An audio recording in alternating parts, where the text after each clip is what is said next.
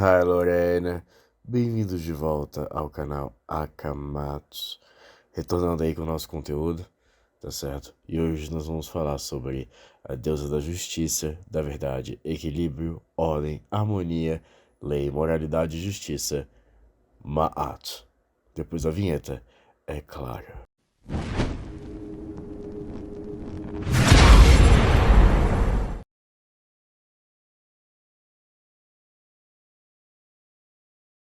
Muito que bem. Para que nós possamos entender o que Maat representava para os antigos egípcios, a gente precisa entender quem foi ela, o que foi ela. Essas perguntas logo serão respondidas. Primeiro entendamos quem foi Maat, onde ela é referida aos antigos conceitos egípcios da verdade, do equilíbrio, da harmonia, da ordem, justiça, moralidade, lei, por aí vai. Maat também era a deusa que personificava esses conceitos e regulava as estrelas, as estações, as ações dos mortais e das divindades que trouxeram ordem do caos no momento da criação.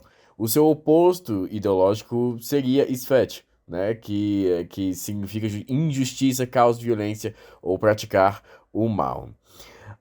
Sobre a história de Maat, os primeiros registros sobreviventes indicando que Maat é a norma para a natureza e sociedade, nesse mundo e também no próximo, eles foram registrados durante o antigo reino do Egito. Os primeiros exemplos substanciais sobreviventes sendo encontrados nos textos das pirâmides de Unas. Tá? Isso aí provavelmente vai de 2375 a.C. a 2345 a.C. Tá?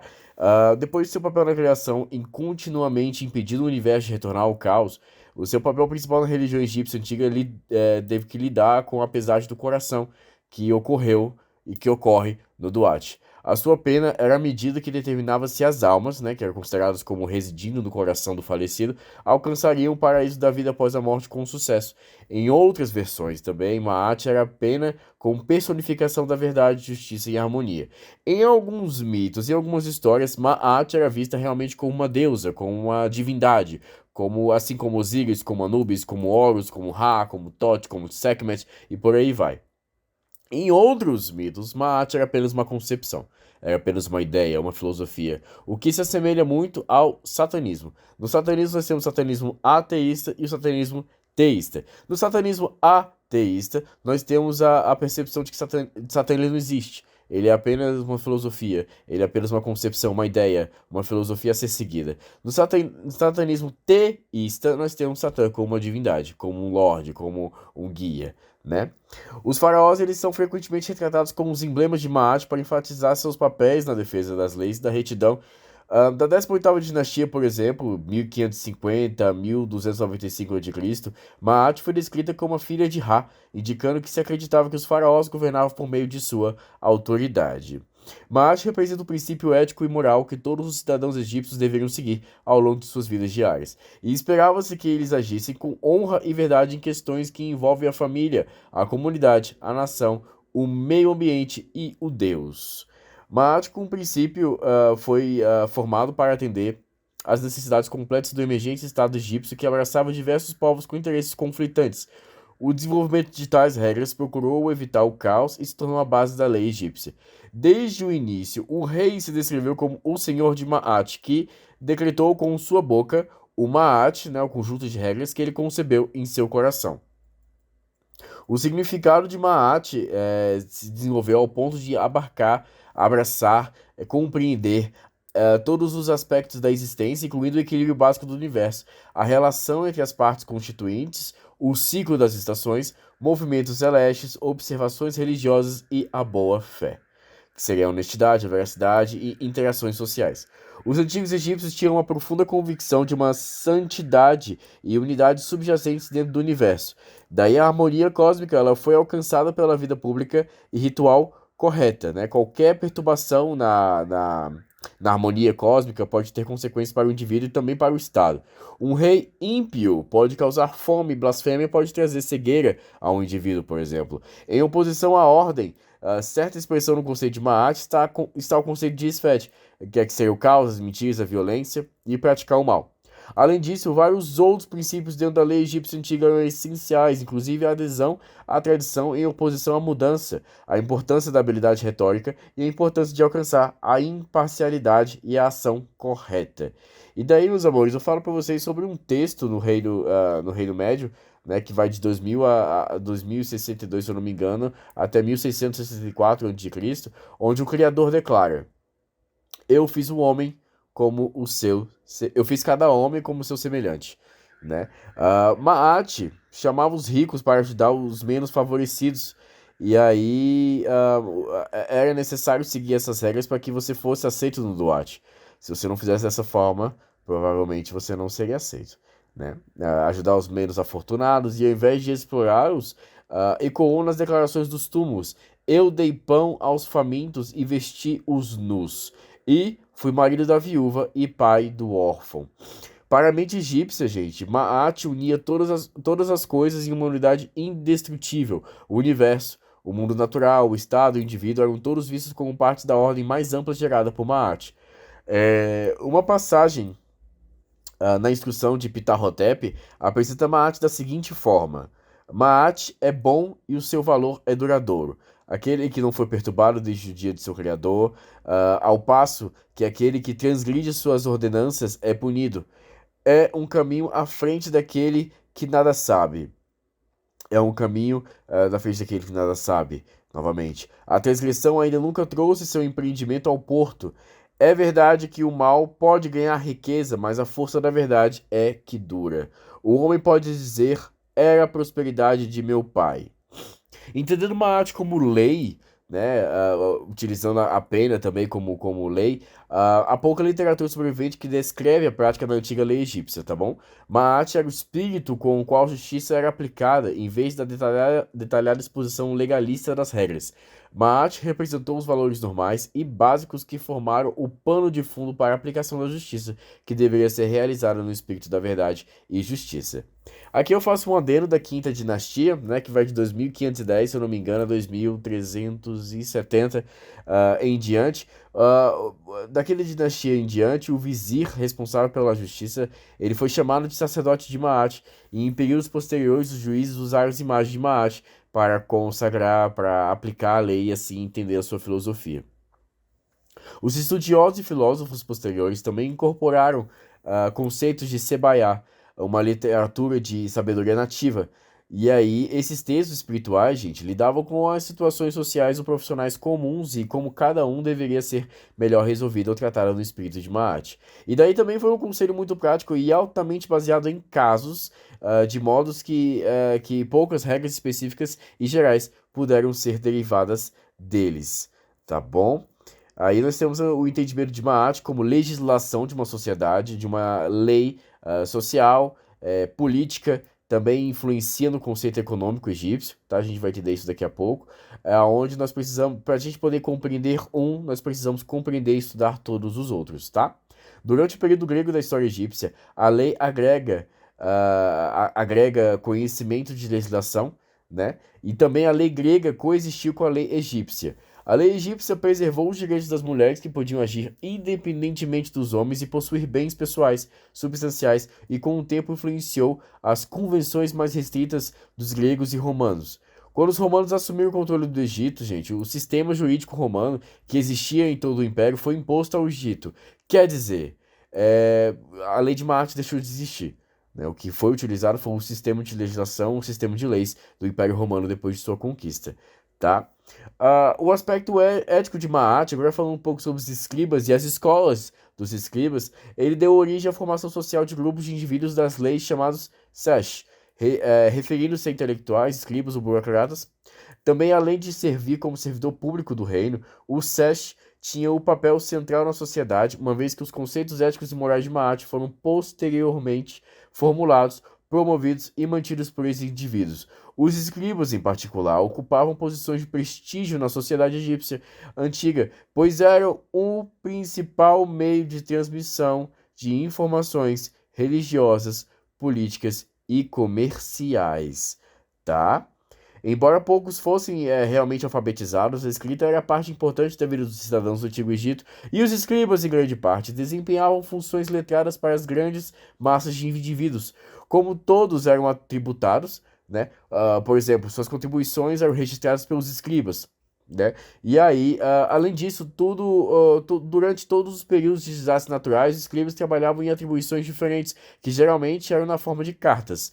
Essas cartas, por exemplo, elas foram escritas e lidas por escribas para aqueles que não eram alfabetizados, o que possibilitou a comunicação com superioridades e famílias. Tá? Os textos escritos eram frequentemente lidos em voz alta e em público pelos escribas, que também escrevia a maioria das cartas, independentemente da habilidade de escrita do remetente.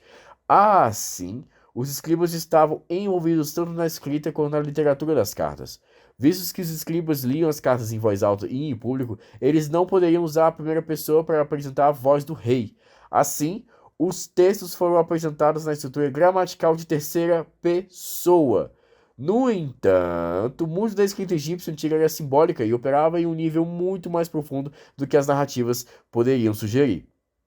Preocupações religiosas, bem como a natureza oligárquica da sociedade egípcia antiga, criaram distinções importantes entre as classes de elite e todas as outras. Os interesses políticos e ideológicos da elite dominaram e dirigiram a maioria da vida social do Antigo Egito e cultural também. A retórica também foi reconhecida como desempenhando um papel na manutenção das hierarquias sociais, como suas prioridades de manter a harmonia e a ordem social através de Maat.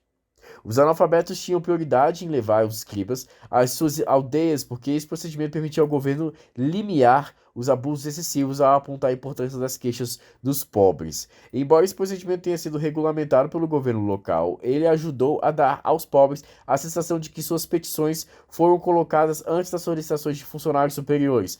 Embora a principal responsabilidade dos escribas fosse compor a obra, transferi-la e comunicar-se. Alguns escribas acrescentaram comentários adicionais. O papel do escriba no sistema judicial também deve ser levado em consideração, onde crimes locais e insignificantes geralmente eram liderados por um escriba ou um capataz durante o julgamento. Meus amores, vocês devem saber que o Thoth, Deus da sabedoria, Deus da escrita, né? Deus associado à magia também, ele era o patrono dos escribas, que é descrito como aquele que revela Maat, avalia Maat, que ama Maat e dá Maat ao fazedor de Maat. Em textos com a instrução de Amenemope, o escriba é instado a seguir os princípios, os preceitos de Maat em sua privada vida e também em seu trabalho. As exortações para viver de acordo com Maat são tais que esses tipos de textos instrucionais foram descritos como literatura Maat.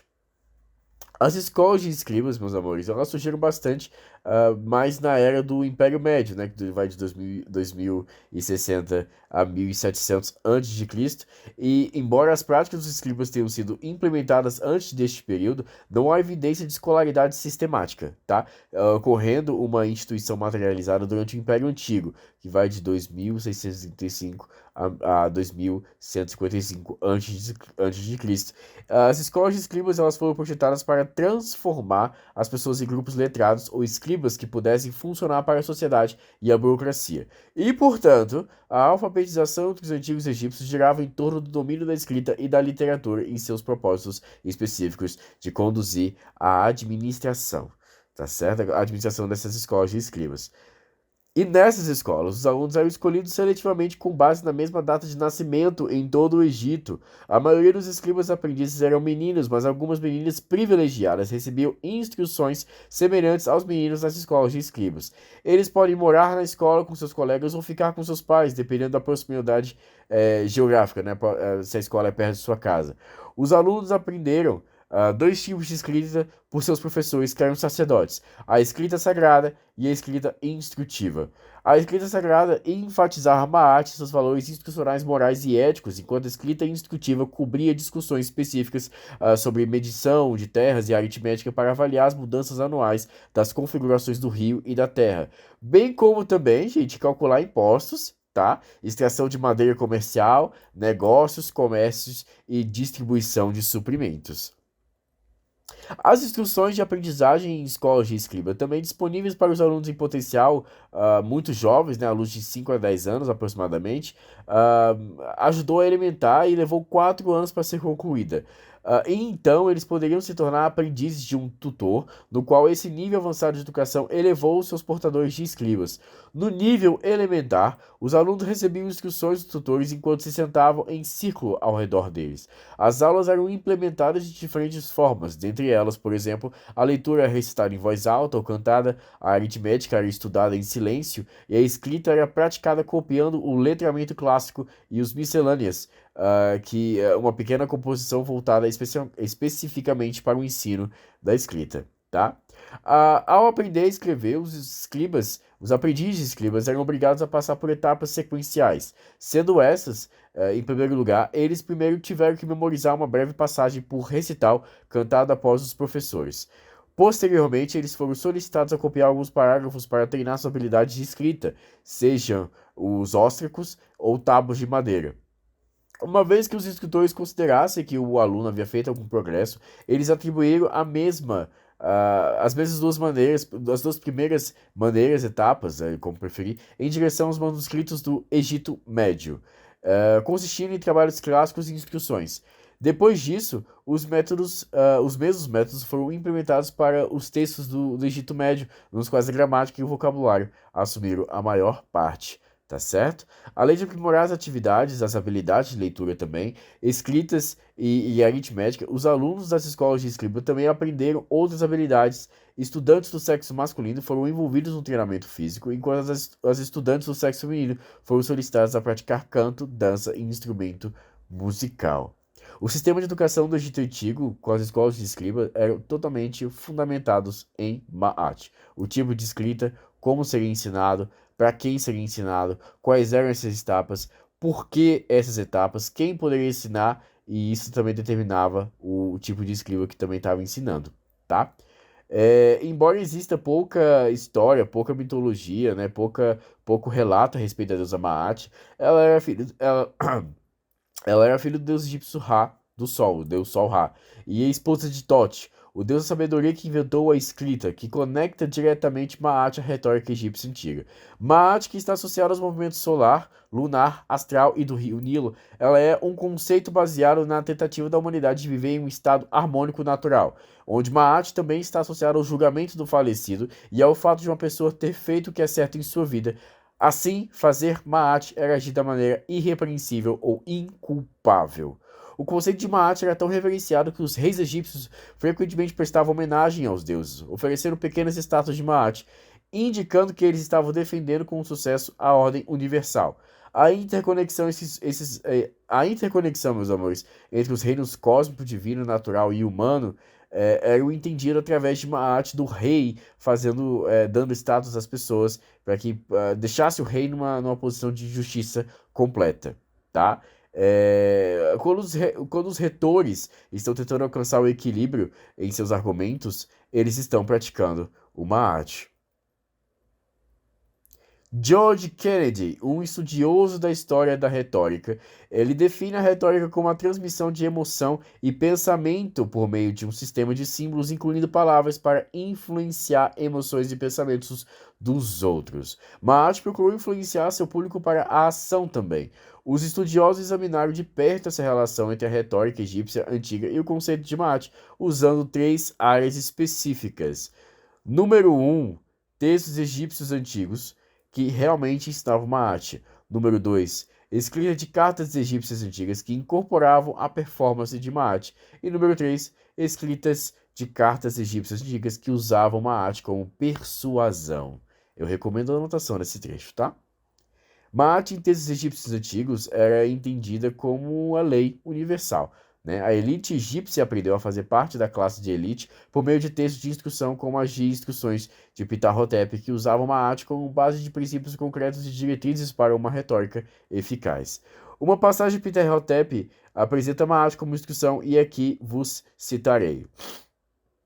Seja generoso enquanto viver, o que sai do armazém não volta. é a comida a ser compartilhada que é cobiçada. Aquele cuja barriga está vazia é um acusador. Um privado torna-se um oponente. Não tenha como vizinho. A bondade é o memorial de um homem para os anos após a função. A lição compreendida, aprendida através de uma arte, é que ela é beneficiada. O leitor é aconselhado a ser benevolente e gentil, né? A interpretação do texto que eu acabei de ler para vocês, onde é um argumento ainda mais forte do que está sendo feito. E se você não alimentar as pessoas, elas se tornarão indisciplinadas. Por outro lado, se você cuidar de seu povo, elas cuidarão de seu memorial, do seu túmulo, né? O texto de Ptah Hotep, ele emprega Maat para ensinar ao leitor como ser um rei mais eficaz, e dependendo o desempenho de Maat em letras egípcias antigas.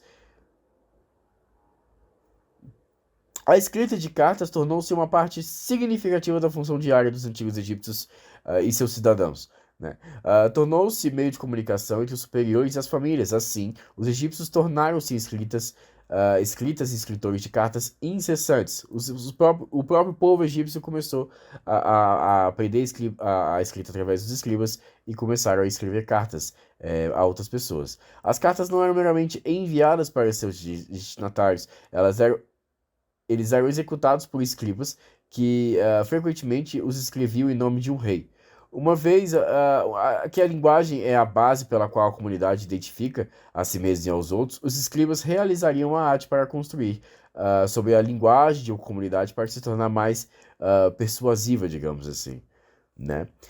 James Herrick, ele afirma que o principal objetivo da retórica é um retórico persuadir, alterar a visão, uma audiência para a do ponto retórico. Por exemplo, um advogado usa retórica para persuadir um júri de que seu cliente é inocente de um crime, mesmo ele podendo ser culpado, né? Essa é a função do advogado em si. E Maat em cartas escritas a subordinados para persuadir a lealdade a eles e ao faraó.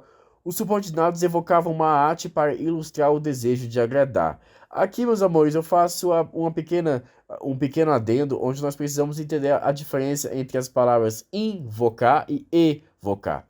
Aqui no texto que eu acabei de ler para vocês, que eu separei como conteúdo, aqui fala sobre evocar Maat. Evocar, clamar, chamar, e é um clamor com respeito, né? Com reverência, com subordinação, digamos assim. O invocar seria você estar sob o poder daquela entidade, você estar sobre o poder daquela divindade, sobre aquela entidade, sobre aquele espírito, tá? Vale a anotação também.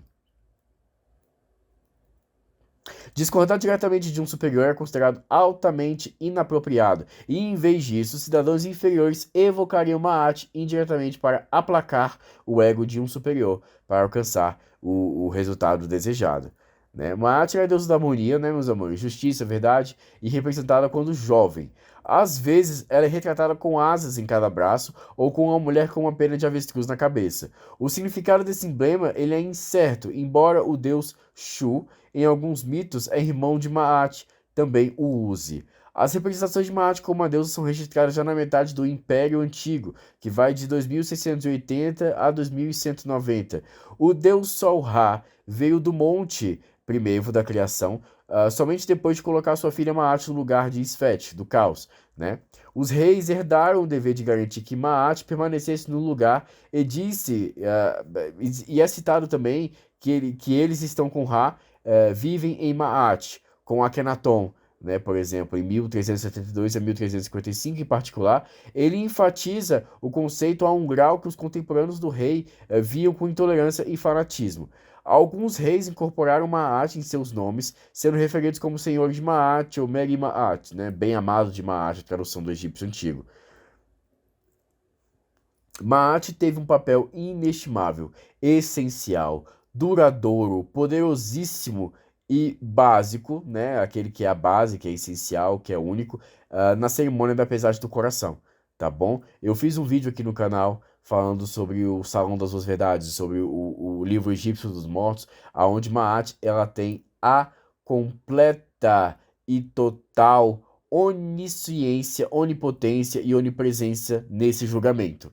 Tá? Os deuses do julgamento que nós temos Anubis, nós temos Thoth, Isis, Nephthys, Horus e o próprio grande deus Osíris, eles estão presenciando o julgamento onde é feito pela deusa Maat, onde ela pode ser vista como uma concepção, uma ideia, uma filosofia, uma ideia, ou ela pode ser vista como uma deusa, como uma divindade, como aquela tão real quanto o deus Osíris, tão real quanto Sekhmet, tão real quanto Khonsu, por exemplo, né? As evidências mais antigas de um tempo dedicado a ela estava na Era do Reino Novo, né, que vai de 1569 a 1081 a.C., e apesar da grande importância atribuída a Maat, esses tempos acabaram sumindo. Amenhotep III, por exemplo, ele encomendou um templo no complexo de Karnak, enquanto as evidências textuais indicam que outros templos de Maat estavam localizados em Mênfis e também Delhi e Medina. Tá? O templo de Maat em Karnak também foi usado pelas cortes para se reunir a respeito dos roubos das tumbas reais durante o governo de Ramsés IX. Na Pesagem do Coração, meus amores, no Duat, quando o morto ele é encaminhado, ele passa os portões espirituais e consegue chegar no Duat, o submundo egípcio, os corações dos mortos foram pesados contra sua pena, a pena de Maat, né? E representando simbolicamente o conceito de Maat no Salão das Duas Verdades. É por isso que os corações foram deixados nas múmias egípcias enquanto seus outros órgãos eram removidos, já que o coração, que era chamado de Ib, era visto como parte da alma egípcia. Se o coração fosse considerado mais leve ou igual ao peso da pena, o falecido levaria uma vida virtuosa e iria para Aru, que seriam os campos dos juncos, né? Guardado por Osíris. E daí o grande deus Osíris passou a ser visto como guardião nos portões de Aru, depois que se tornou parte do panteão egípcio e substituiu Anubis na tradição Ogdod. Né? Um coração indigno foi devorado pela deusa Amit e seu dono condenado a permanecer no Duat.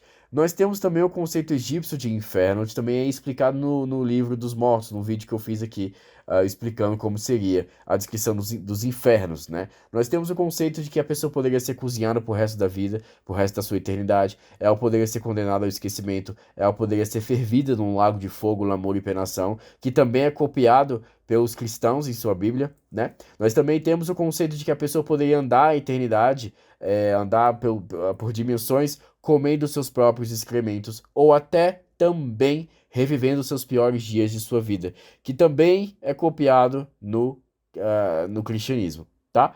A pesagem do coração, como tipicamente retratado em papiro no Livro dos Mortos, como acabei de falar, ou em cenas de tumbas, mostra Anubis supervisionando a pesagem de Amit, a pesagem do coração, e Amit sentado esperando os resultados para que possa consumir aqueles que falharam.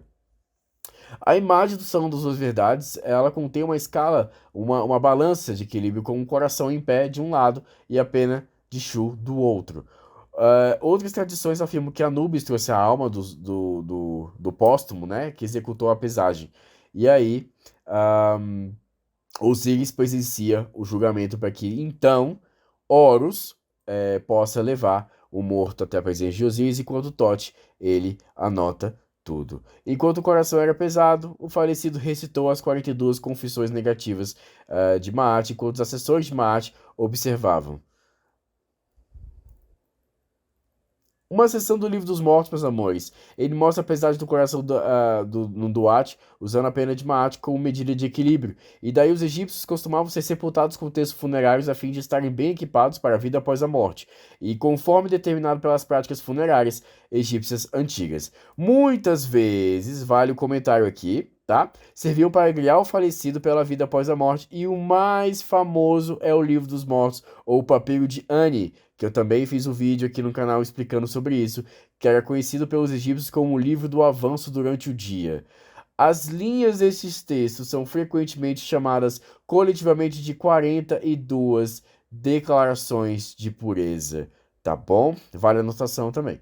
Essas declarações vieram um pouco de tumba a tumba, pois foram feitas sob medida para o indivíduo e, portanto, não podem ser consideradas uma definição canônica de Maat. Em vez disso, eles parecem expressar as práticas individuais de cada dono da tumba em vida para agradar Maat, bem como palavras de absolvição por atos ou erros cometidos pelo dono da tumba em vida, que poderiam ser declarados como não tendo sido cometidos e, por meio do poder da palavra escrita, limpe o delito específico do registro de vida após a morte do falecido. Muitas das linhas são semelhantes, no entanto, pintam um quadro muito unificado de Maat, digamos assim. A doutrina de Maat, meus amores, é representada nas declarações de Hekti, Meti, Fen, Ma'at, e nas 42 confissões negativas listadas no papiro de Ani, e a seguir estão as traduções de Wallis Budge. As 42 confissões de Ma'at, papiro de Ani: eu não cometi pecado, não cometi roubo com violência, eu não roubei, eu não matei homens e mulheres, eu não roubei grãos, não roubei ofertas, não roubei a propriedade dos deuses, eu não disse mentiras, eu não carreguei comida, eu não proferi maldições, não cometi adultério, não me deitei com homens, não fiz ninguém chorar, não comi o coração, ou seja, aquele não sofri inutilmente, nem senti remorso, né? Eu não ataquei nenhum homem, eu não sou um homem de engano, eu não roubei terras cultivadas, eu não tenho sido um esbilhoteiro, não caluniei ninguém, não fiquei com raiva sem justa causa, não depreciei a esposa de nenhum homem, não depreciei a esposa de nenhum homem, e é assim repetida a afirmação anterior, mas se dirigindo a um outro Deus, tá? Não me poluí, não me aterrorizei, não aterrorizei ninguém, eu não transgredi a lei, eu não fiquei irado, não fechei os ouvidos às palavras da verdade, eu não blasfemei, eu não sou um homem violento, eu não sou um incitador de contendas, né, um perturbador da paz, em outro entendimento. Eu não agi ou julguei com pressa indevida, eu não me intrometi nos assuntos, não multipliquei minhas palavras no falar, não fiz mal a ninguém, não fiz mal. Não fiz feitiçaria contra o rei, nem blasfemei contra o rei. Nunca parei o fluxo de água. Nunca levantei minha voz, né? Falei com arrogância ou com raiva. Eu não amaldiçoei ou blasfemei contra Deus. Deus aqui é tido como Osíris, tá?